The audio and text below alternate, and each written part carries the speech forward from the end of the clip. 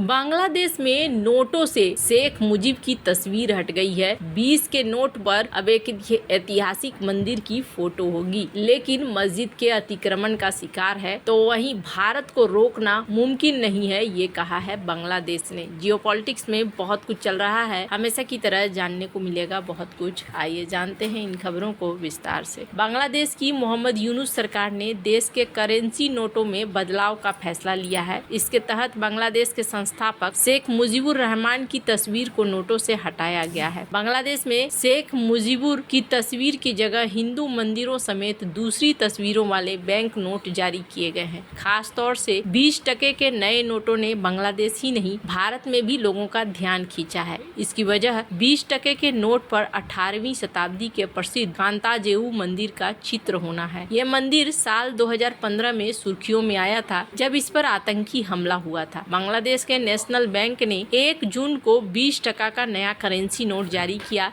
इस नोट के आगे वाले हिस्से पर दिनाजपुर के ऐतिहासिक कांताजेऊ मंदिर का चित्र है। बांग्लादेश में जारी किए गए नए 20 टका का नोट में शेख मुजीबुर रहमान के फोटो की जगह 18वीं शताब्दी के कांताजेऊ हिंदू मंदिर है। कांताजेऊ मंदिर बांग्लादेश के सबसे अधिक देखे जाने वाले मंदिरों में से एक है। कांताजेऊ मंदिर को कांताजी मंदिर या कांत नगर मंदिर के रूप में जाना जाता है। यूनाइटेड न्यूज ऑफ बांग्लादेश के रिपोर्ट के अनुसार मंदिर का नाम कांताजी से लिया गया है, जो भगवान कृष्ण का रूप है। इस मंदिर को 18वीं शताब्दी में बनवाया गया। जो निर्मित कांताजेऊ मंदिर भगवान कृष्ण और रानी रुक्मणी को समर्पित है। इस मंदिर का निर्माण दिनाजपुर के महाराजा प्राणनाथ ने 1704 में शुरू किया था। उनके बेटे महाराजा रामनाथ ने 1752 में पूरा किया। इस मंदिर पर दिसंबर 2015 में बमों से हमला हुआ था। यह हमला तब हुआ था जब यहाँ रास मेला लगा था। तभी जमातुल मुजाहिदीन बांग्लादेश के आतंकियों ने कांताजेऊ मंदिर पर बम फेंके थे। हमले के तुरंत बाद जेएमबी के 3 आतंकवादियों को पकड़ लिया गया और 2017 में बाकी 2 को पकड़ा गया। मार्च 2024 में कांताजेऊ मंदिर की भूमि पर मस्जिद के निर्माण की खबरें सामने आई।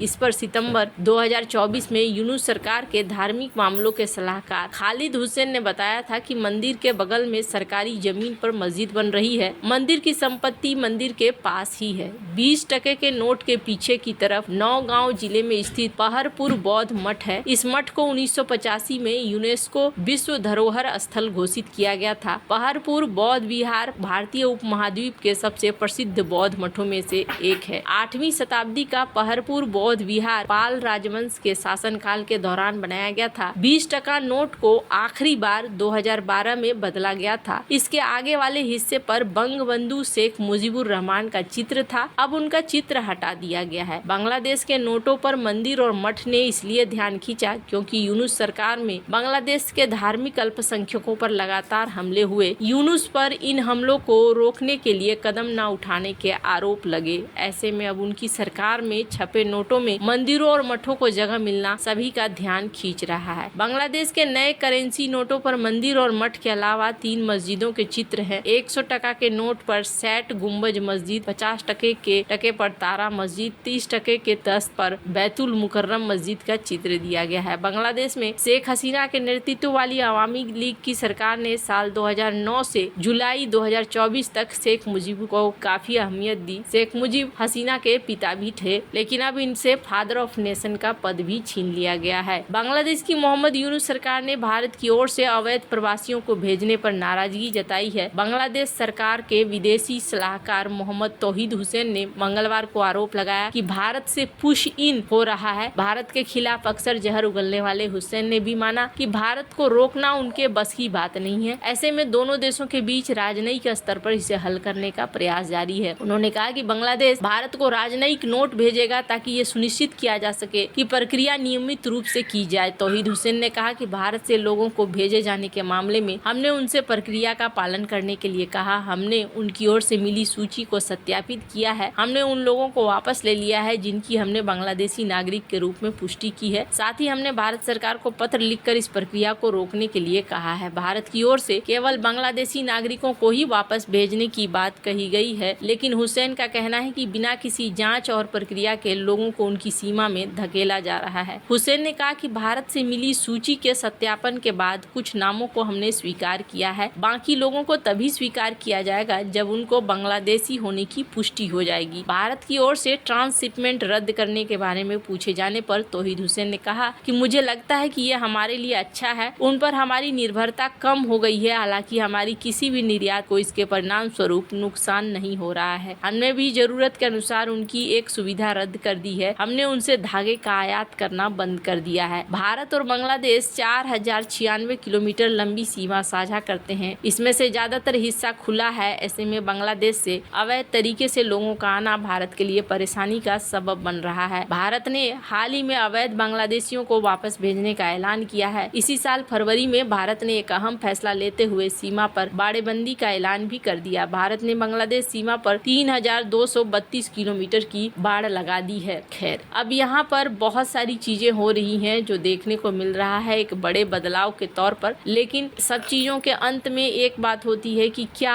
आपके देश को फायदा हो रहा है या फिर नहीं हो रहा है। अब दूसरी बात यह है कि यहाँ पर कहा जा रहा है कि क्या म्यांमार कॉरिडोर बनेगा या फिर नहीं बनेगा। इस मामले में आगे क्या हो रहा है बांग्लादेश के अंदर, तो यहाँ एक चीज निकल कर आई है जिसमें देखने को मिल रहा है कि एक बयान आया है और ये बयान अपने आप में बेहद खास बन रहा है। इस बयान में क्या कहा गया है, भारत ने जिस तरीके से यहाँ पर अपने एक्शन को चलाया है उसके बाद ये देखने को मिल रहा है कि बांग्लादेश को लेकर कि यहाँ पर जो इनकी एक लीडर गई हुई थी, इन्होंने साझा किया है और साझा करते हुए ये बात कही है। कहा जा रहा है United nation resident coordinator Bangladesh पहुंची थी ग्वायन लेविस। इन्होंने कहा कि एक ह्यूमैनिटेरियन कॉरिडोर रखाइन में होगा या नहीं होगा, ये बांग्लादेश की सरकार और म्यांमार की सरकार पर निर्भर करता है और ये इम्प्लीमेंट होगा तभी जब गवर्नमेंट ऑफ बांग्लादेश और म्यांमार एग्री होंगे।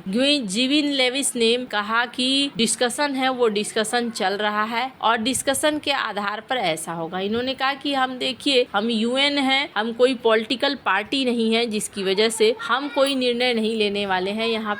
यहाँ पर जो भी निर्णय लेना है वो निर्णय दोनों देशों की गवर्नमेंट लेगी। हालांकि बांग्लादेश में फिलहाल के लिए तो कुछ स्थिरता दिख रही है और बीच में तो इस तरीके के हालात बने थे जिसमें लगा था कि शायद बांग्लादेश में एक बार फिर से तख्ता पलट हो जाए, पर अभी देखने को ऐसा लग रहा है जैसे शायद ये तख्ता पलट अभी नहीं होगा और अभी यूनुस के हाथ में कमान रहेगी। यूनुस कितने दिनों तक यहाँ रहते हैं और किस तरीके से हैंडल करते हैं वो देखने वाली बात होगी। लेकिन एक दबाव है जो दबाव बन रहा है। इस दबाव के बीच में यूनुस ज्यादा से ज्यादा कोशिश कर रहे हैं कि जाने से पहले शेख मुजीबुर रहमान की हर याद को मिटा दें। हालांकि आपको ऐसा लग रहा होगा कि ये तो अलग हो गया, इसके बाद तो फिर दिक्कतें हैं और फिर भारत के लिए भी कुछ ऐसा बचेगा नहीं, तो ऐसा कुछ होता नहीं है। इनके यहाँ पहले भी ऐसी हरकत हुई है और फिर से जब शेख हसीना की सरकार आई तो फिर से उन्होंने सारी चीजों को रीस्टोर किया है। तो इस तरह की चीजें यहाँ पे चलती रहती हैं। इलेक्शन अभी इनके पूरे जोर शोर पर एक चक्रव्यूह में फंसता हुआ नजर आ रहा है और जिस तरीके से ये फिलहाल के लिए पड़े हुए हैं हाथ धोकर शेख मुजीबुर रहमान को, ये बहुत ज्यादा जरूरी भी था। वैसे आपको क्या लगता है इन सब मामले में, आपकी क्या राय है, कमेंट कर जरूर बताएं। जल्द मिलते हैं अगले वीडियो में नई खबर के साथ।